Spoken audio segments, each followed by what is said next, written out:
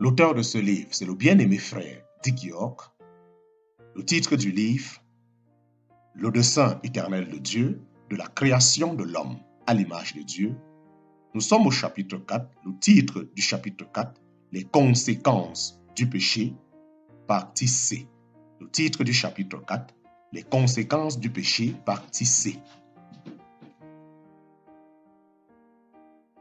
Dans le monde d'aujourd'hui, où les femmes n'ont pas été libérées par l'évangile émancipateur du Christ, les abus commis par des hommes cruels et dominateurs sont une norme acceptée. Même dans les nations dites chrétiennes, où la parole de Dieu n'est pas honorée et où le Christ n'est pas reconnu comme Seigneur, la rébellion contre la domination masculine a produit une libération qui se caractérise par une indépendance malsaine. Dans de nombreux cas, il y a même eu inversion des rôles. Elle a détruit la sécurité du mariage, la responsabilité de la famille et même le caractère sacré de la vie. C'est une caricature grotesque de la libération qu'apporte la justice du Christ et elle a produit une mesure d'angoisse presque incroyable. La malédiction de l'homme. La malédiction de l'homme.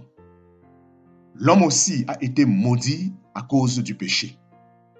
Dieu lui a dit dans Genèse chapitre 3, versets 17 à 19, « Puisque tu as écouté la voix de ta femme et que tu as mangé de l'arbre au sujet duquel je t'avais donné cet ordre, tu n'en mangerais point.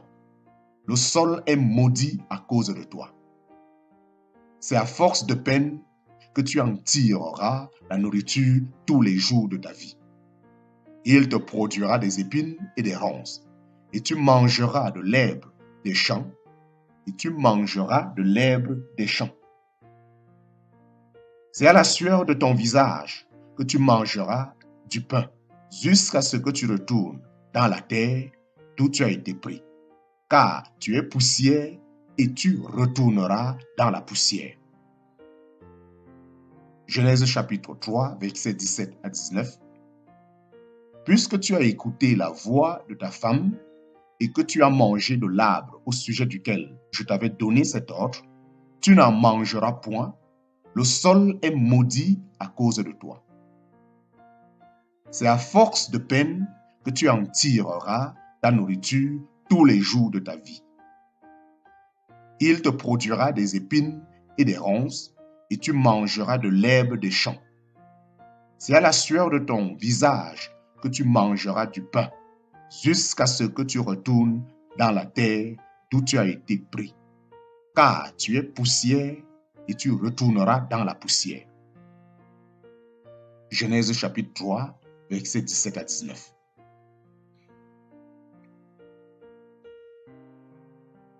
Le sol qui n'avait donné que la bénédiction de Dieu allait donner une nouvelle récolte. Les ronces s'immisceront dans l'agriculture de l'homme en augmentant ses travaux et diminuant ses récoltes. Les épines se disputeront la terre. Les épines se disputeront la terre. Un jour, quelqu'un façonnerait une couronne de ces épines et la presserait sur la tête du juste qui devait venir délivrer l'homme de la malédiction du péché. Quelle ironie! Le juste serait couronné de la malédiction dont l'injuste était responsable. Quelle ironie! Le juste serait couronné de la malédiction dont l'injuste était responsable. Les épines, les ronces, les sueurs, les douleurs, tels sont les mots-clés qui définissent le sort de l'homme déchu. Alors que Dieu avait dit autrefois qu'il pourrait manger librement de tous les arbres, l'homme devait maintenant suer pour manger et travailler pour survivre. Les exigences de sa chair occuperont tout son temps. Ses besoins le conduiraient, ses choses le posséderaient et les appétits le consumeraient. Sa vie périrait et il finirait en poussière. Quelle norme, quelle monde espérance. Quelle mon espérance. Jésus y fait allusion lorsqu'il dit « Quelle grande espérance ». Quelle grande espérance. Jésus y fait allusion lorsqu'il dit « Car toutes ces choses, ce sont les païens qui les recherchent ».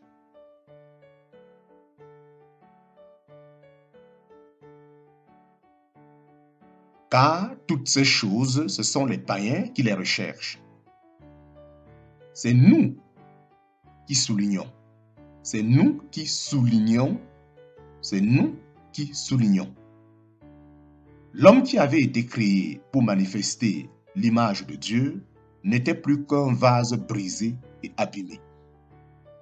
Inadapté à cette fin, il doit être exclu de l'arbre de vie, de peur que, dans sa condition déchue, il ne mange et ne vive éternellement. Genèse chapitre 3, versets 23 à 24. L'Éternel Dieu le chassa du jardin d'Éden pour qu'il cultive la terre d'où il avait été pris.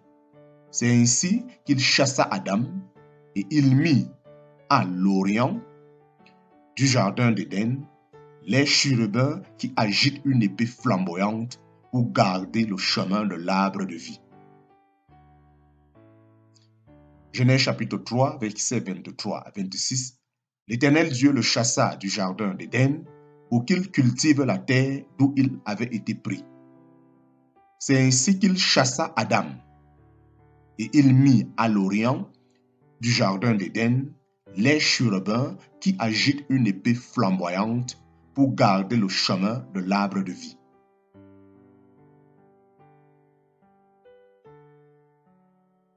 Avant qu'un homme puisse prendre part à cet arbre de vie, les jugements justes de Dieu devraient être satisfaits.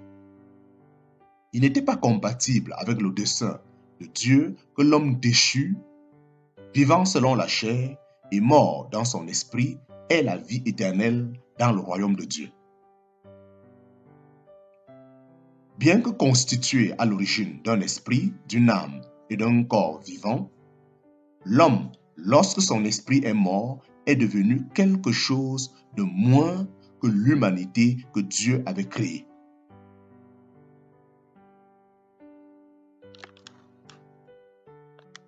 Selon les critères de Dieu, il était devenu un sous-homme. Cela explique peut-être la façon de penser et le comportement de tant de membres de la race humaine. La désobéissance d'Adam a donné naissance à un tout nouveau système de choses. On l'appelle le monde. Pour certains, le monde peut sembler être simplement un autre terme pour la Terre. Cependant, Terre fait référence à la planète sur laquelle nous vivons, une partie de la création physique, tandis que le monde fait généralement référence au système imposé. Le monde fait généralement référence au système imposé aux habitants de la terre. La Bible nous enseigne que la terre est à l'Éternel et à sa plénitude. La terre est à l'Éternel et à sa plénitude. Mais la même Bible nous enseigne que Satan est le Dieu de ce monde. Satan est le Dieu de ce monde. La même Bible nous enseigne que Satan est le Dieu de ce monde. Avant qu'Adam ne mange le fruit de la connaissance du bien et du mal, Dieu était sa seule autorité. Aucune autre volonté que celle de Dieu n'a été exercée. Par le décret de Dieu, toute chose était sous la main d'Adam. Et ce qu'Adam faisait exprimait la volonté de Dieu. Toute la création terrestre, sous Dieu, était gouvernée par l'homme. Qu'est-ce qui pourra illustrer plus clairement le royaume de Dieu? Avant qu'Adam ne mange le fruit de la connaissance du bien et du mal, Dieu était sa seule autorité. Aucune autre volonté que celle de Dieu n'a été exercée par le décret de Dieu. Toute chose était sous la main d'Adam. Et ce qu'Adam faisait exprimait la volonté de Dieu.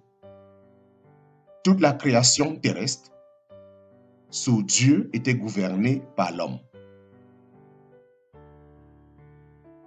Qu'est-ce qui pourrait illustrer plus clairement le royaume de Dieu? Dans cet état heureux, l'homme jouissait brièvement de la provision abondante et automatique de Dieu. Il ne connaissait ni la mort, ni la douleur, ni le chagrin. Rien de tout cela ne devait arriver avant l'arrivée du péché. Même en tant que pécheur potentiel, Adam a commencé son existence en faisant l'expérience de ce que les sauvés réaliseront lorsque le plan de Dieu sera achevé et que la possibilité de péché n'existera plus.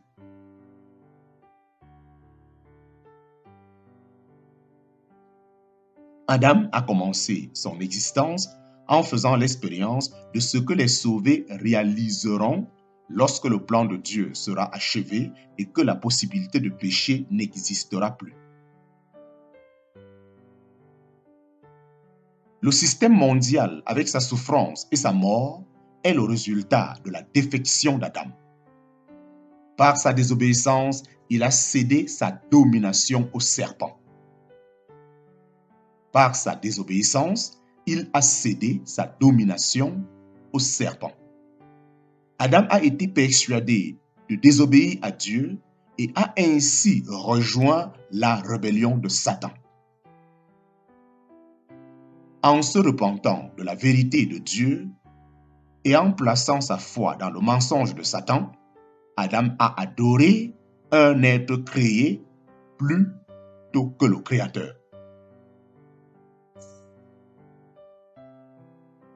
En se repentant de la vérité de Dieu et en plaçant sa foi dans le mensonge de Satan, Adam a adoré un être créé plutôt que le Créateur. Satan devint le Dieu de l'homme.